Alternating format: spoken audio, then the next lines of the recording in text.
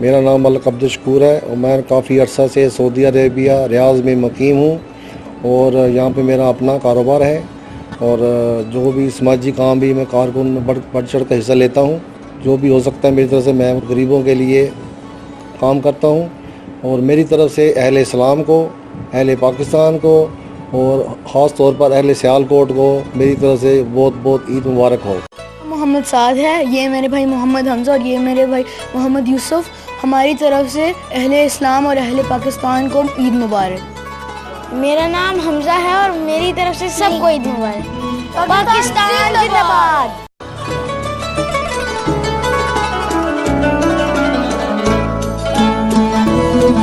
Thank you.